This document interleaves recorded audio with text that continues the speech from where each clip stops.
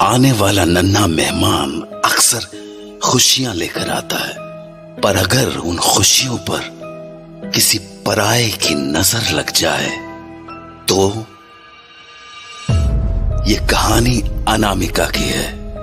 अनामिका, जिसे अंदाजा भी नहीं था कि उसके साथ क्या होने वाला था। अनामिका, मैं निकलता हूं, तुम परेशान मत होना, मैं 1 हफ्ते में लौट आऊंगा। विशाल, मुझसे ज्यादा तो तुम परेशान दिख रहे हो। अरे प्रेग्नेंट मैं हूं, तुम नहीं। पर फिर भी मैं तुम्हें अकेला छोड़कर जा रहा हूं। प्रॉमिस मी कि जो जो मैंने कहा है वो ध्यान रखोगी। हाँ बाबा, भीगे बालों में बाहर नहीं जाना है, हमेशा अपने साथ एक चाकू या नील कटर रखना है, सब याद है मुझे। अब जाओ वरना देर हो जाएगी। अच्छा हाँ, मैंने पड़ोस वाली मेहता आंटी को भी इन्फॉर्म कर दिया है। तुम्हें किसी भी चीज की जरूरत हो तो उन्हें कॉल कर लेना, वो पास में ही रहती है तो थोड़ी हेल्प हो जाएगी। हाँ, पिछली बार भी उन्होंने मेरी बहुत मदद की थी, तुम फिक्र मत करो, कोई जरूरत पड़ी तो मैं उन्हें बुला लूंगी। एक तो जिस हिसाब से मेरे ट्रिप्स हो रहे हैं, लॉन्ग टर्म के लिए हमें किसी केयर टेकर को ढूंढ ही लेना चाहिए। खैर, अब मैं चलता हूं। तो उसके बाद विशाल वहां से चला गया और घर पर रह गई तो बस अनामिका, बिल्कुल अकेली। तो अपने कमरे में लेटे हुए उसने अपनी आंखें बंद ही की थी कि तभी हाँ, बच्चा, ये बच्चा कहाँ रो रहा है? आवाज तो बाहर से आ रही है, जाकर देखती हूँ। तो अनामिका जैसे ही हॉल में आई, उसने देखा कि वो बच्चे के रोने की आवाज टीवी से आ रही थी, पर उसे ये समझ नहीं आया कि ये टीवी कैसे ऑन हो गया? अजीब है। टीवी का यूं अपने आप ऑन हो जाना अनामिका को अजीब तो लगा, पर उसने इस बात पर ज्यादा सोचा नहीं और वापस अपने कमरे में लौट आई। पर अभी वो अपने बिस्तर पर बैठे ही थे कि उसका फोन बजा। हाँ, ये मेहता आंटी अभी क्यों फोन कर रही है? हेलो। हाँ, अनामिका बेटा। जी आंटी, बोलिए। बेटा, तुम्हारे घर कोई आने वाला था क्या? हाँ, नहीं तो क्यों? नहीं, वो बाहर कोई बहुत देर से खड़ा है, कोई औरत है शायद। औरत?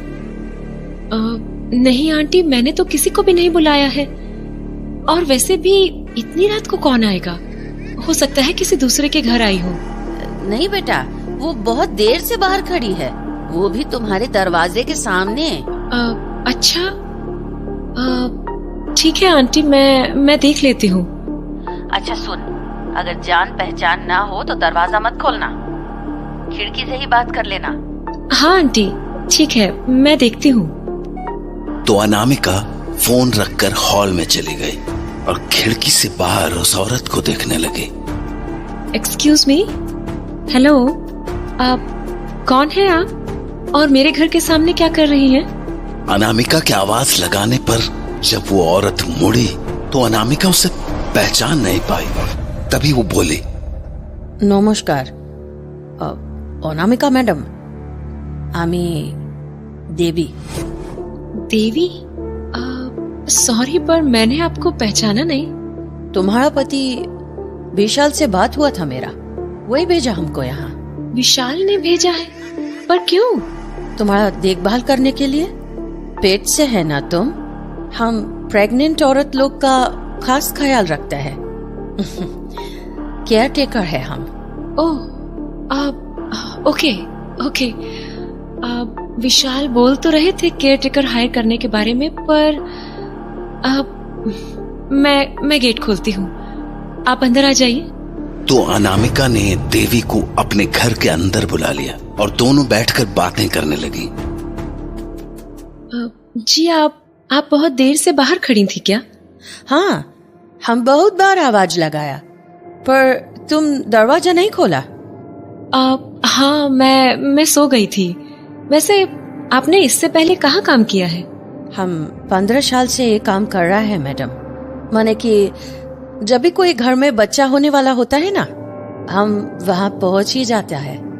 আপনার চিন্তা मत करो, আমি खूब ভালো করে ख्याल रखबे, तुम्हारा भी और तुम्हारा बच्चा का भी।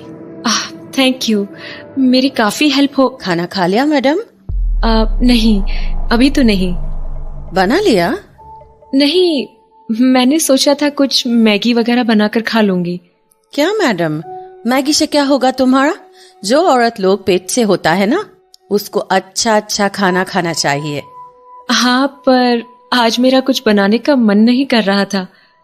ए मैडम, चिंता करिस ना, आमी आसছি तो हम खिलाएगा तुमको अच्छा खाना, अपना हाथ से बनाकर। फिर खाना के हिसाब से हमारा पगार डिसाइड कर देना, ठीक है? मतलब आपकी विशाल से तो बात हुई होगी ना इन सब चीजों को लेकर? हम पगार का बात पहले नहीं करता है मैडम। पहले आप मेरा काम देखो, अच्छा लगा तो रख लेना नौकरी पे, ठीक है? अच्छा, कमाल है आप भी। ठीक है, बनाइए फिर खाना। हैं तो बोलो की खाबी? मांस, मछली, गोश्त? नहीं, मैं नॉनवेज नहीं खाती। हैं तो वेज बोलो, जो खाएगा बना देगा।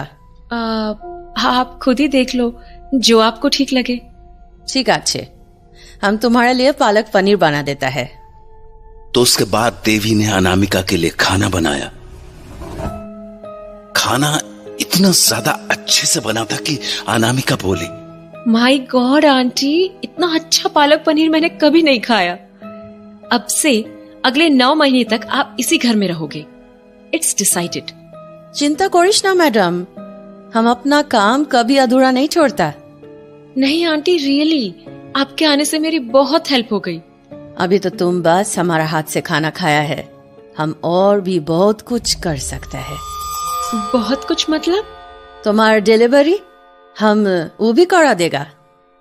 नहीं, उसकी जरूरत नहीं पड़ेगी, उसके लिए हॉस्पिटल है आंटी। सत्यि बोलছি अनामिका मैडम, हमको बहुत कुछ आता है। हाँ, मतलब?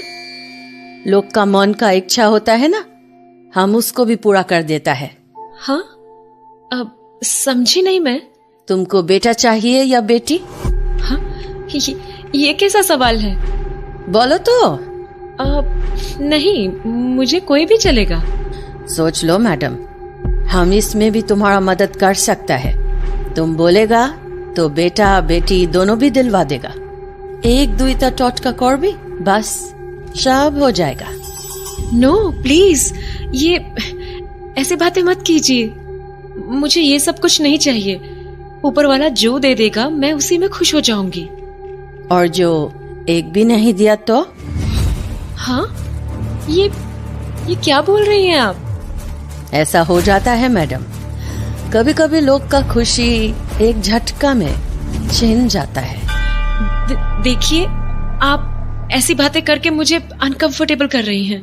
अरे चिंता करिस ना मैडम, हम तो तुमको बस ये बोला कि हम क्या क्या कर सकता है, कुछ करेगा थोड़ी। तुमको ये बात सब पसंद नहीं तो हम वो सब नहीं बोलेगा, कुछ और बात करेगा। और वैसे भी हमारे रहते तुमको घबराने का नहीं है, कुछ नहीं होने देगा हम तुमको। अच्छा आंटी, मैं सोच रही थी कि अब मैं सोने जाऊं, रात भी होने लगी है। ठीक আছে, जो बोलो। आमी आई दिखे सोफे ठाके, हम यही सोफे पे सो जाएगा, ठीक আছে? एक्चुअली आप हॉल में मत सोना। क्यों? बस ऐसे ही, आप मेरे कमरे में ही सो जाना। किंतु क्यों? वो मेरा टीवी थोड़ा अजीब है। माने? मतलब इसमें कभी भी कुछ भी हो जाता है। अभी थोड़ी देर पहले मैं अपने कमरे में सोई थी तो ये टीवी अपने आप ऑन हो गया था। न जाने क्यों, पर इसमें ऐसे ही कुछ ना कुछ होता रहता है। इसलिए मैं नहीं चाहती कि आप भी परेशान हो, तो आप बेडरूम में ही सो जाना। अरे क्या मैडम, तुम भी, टीवी से कौन डरता है? रुको, अभी हम देखता है। तो उसके बाद देवी टीवी के पास चली गई और वहां जाते ही बोली, तुम यहाँ क्या कर रहा है? চলে যা, এইখানে থেকে চলে যা। आंटी चले जा, अभी कोई काम नहीं है, चले जा। आई दिखे, बाद में आना। आंटी आप ये किससे बात कर रहे हो? वही जो जी टीवी के अंदर है। हाँ क्या? दौड़ गया? हाँ क्या? अरे हम मजाक कर रहा था तुम्हारे साथ में। क्या? तो आप भी जो बातें कर रहे थे वो अरे मजाक था बाबा। भय करो ना, कमाल है तुम भी मैडम।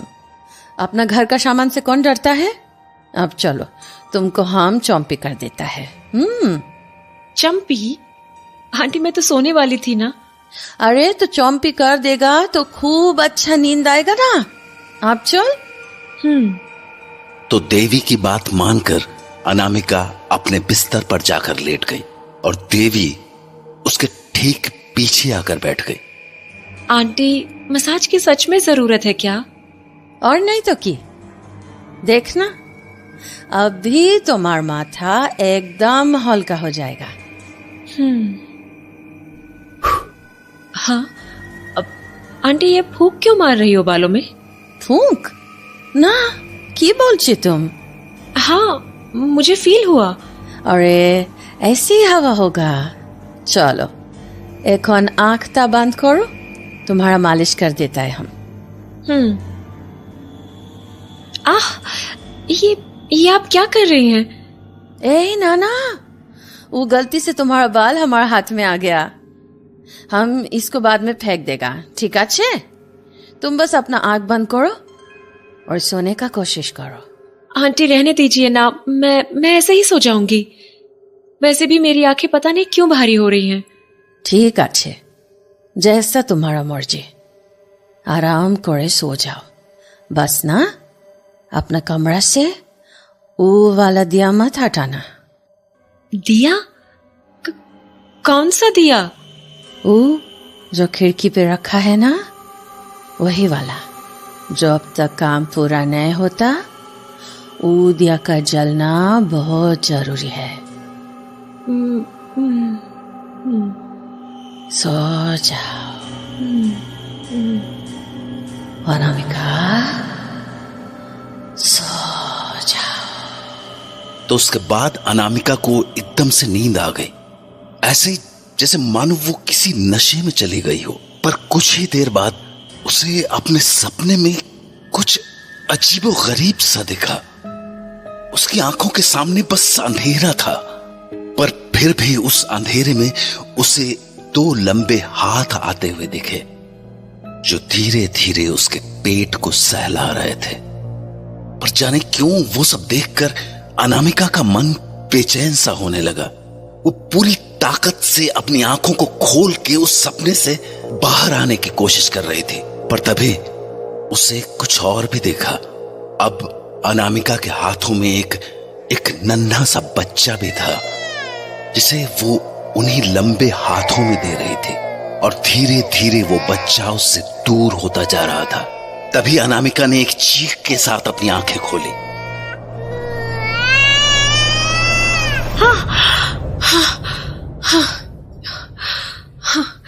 ये कैसा सपना था? My God! आंटी आप सो रही हैं क्या? लगता है आंटी गहरी नींद में है। मुझे ठीक से याद भी नहीं कि मेरी आंख कब लग गई। और जहां तक मुझे याद है आंटी ने वहां दिया रखा था ना, फिर वो कहां गया? अजीब है। अभी अनामिका इन बातों को समझने की कोशिश ही कर रही थी कि अचानक हॉल से किसी बच्चे के रोने की आवाज आने लगी। हाँ, फिर से बच्चे की आवाज। कहीं फिर से टीवी तो नहीं ऑन हो गया? जाकर देखती हूँ। पर इससे पहले कि अनामिका उठती, उसके पेट में अजीब सा दर्द होना शुरू हो गया। ये मेरे पेट में दर्द क्यों हो रहा है? उफ, ये बच्चे की आवाज तो बढ़ती ही जा रही है। मुझे जाकर देखना ही होगा। तो अनामिका कमरे से बाहर आई और उसने सबसे पहले उस चलते हुए टीवी को बंद किया। टीवी के बंद होते ही सब कुछ वापस शांत सा हो गया, पर उसे असली झटका लगना अभी बाकी था, क्योंकि जब उसने देवी को ढूंढने के लिए नजर घुमाई तो वो पूरे कमरे में कहीं नहीं मिले। आंटी कहाँ गई? आंटी, आंटी, ये आंटी कहाँ चली गई? कहीं भी नहीं दिख रही है। आंटी, ये सब क्या हो रहा है? मुझे कुछ समझ नहीं आ रहा है। आखिर आंटी गई कहाँ? और ये मेरे पेट में दर्द क्यों होने लगा है? कहीं कोई प्रॉब्लम तो नहीं है? मैं मेहता आंटी को कॉल करती हूँ।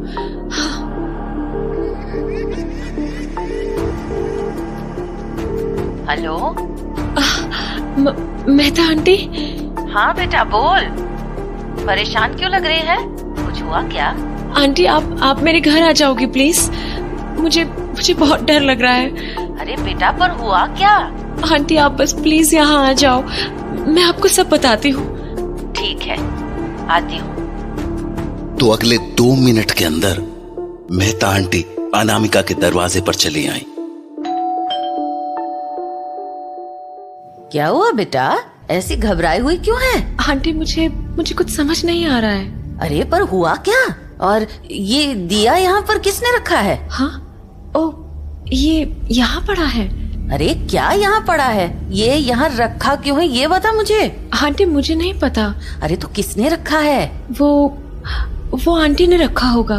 कौन सी आंटी? वही जो तेरे घर के बाहर खड़ी थी? हाँ। कौन है वो? जानती है तू उसे? नहीं। नहीं? तो फिर यहाँ क्या कर रही थी वो? वो केयर टेकर की जॉब के लिए आई थी। Care taker? कहाँ से आई थी वो? पता नहीं, बोल रही थी विशाल ने भेजा है।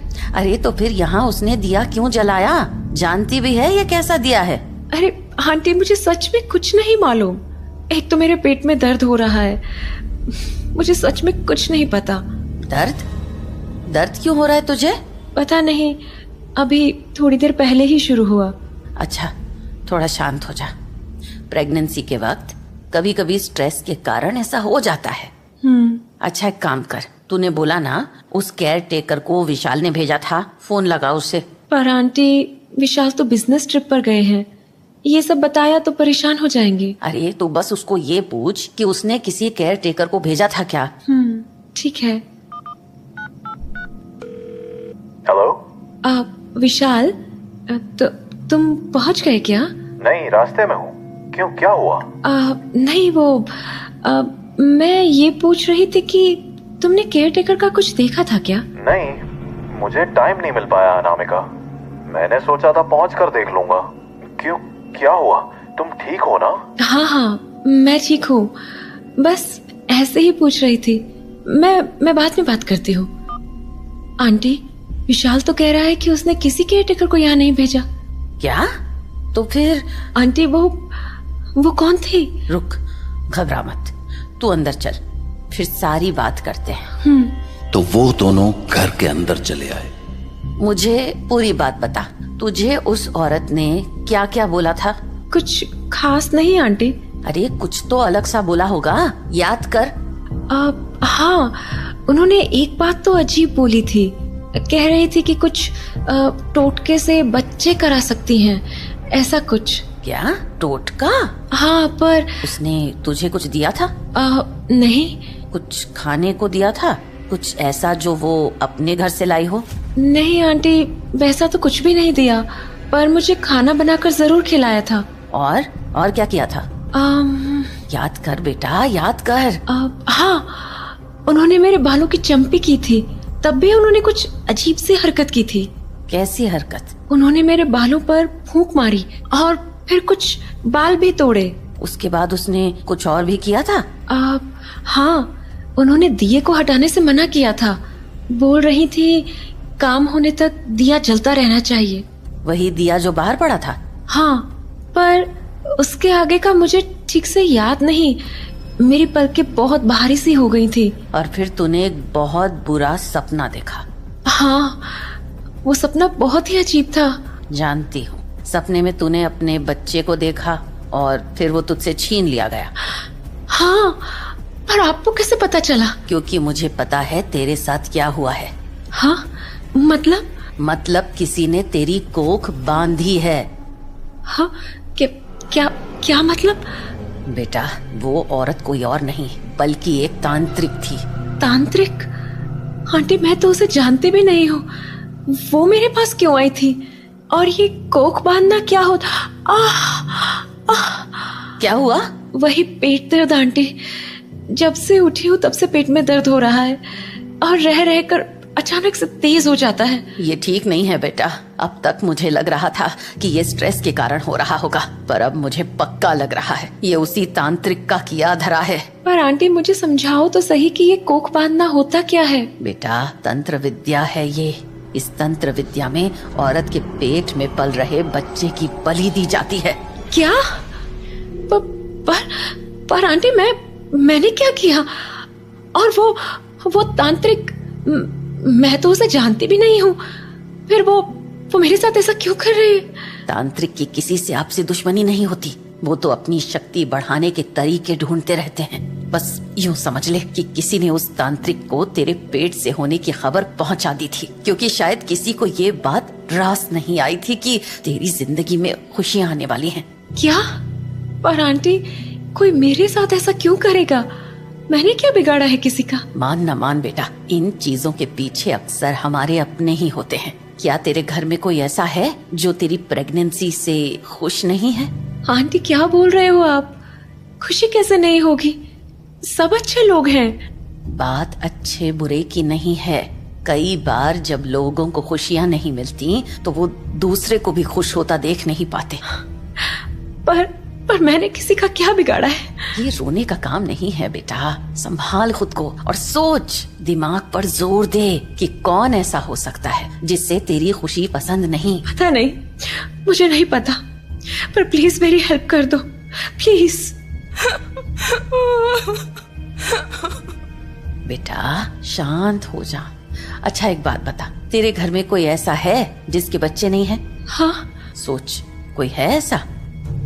हाँ, विशाल की ताई जी हैं, उनके एक भी बच्चा नहीं है। तू ये बता, प्रेगनेंसी के बाद तेरी ताई जी तुझसे मिलने आई थी? हाँ, एक दिन आई थी।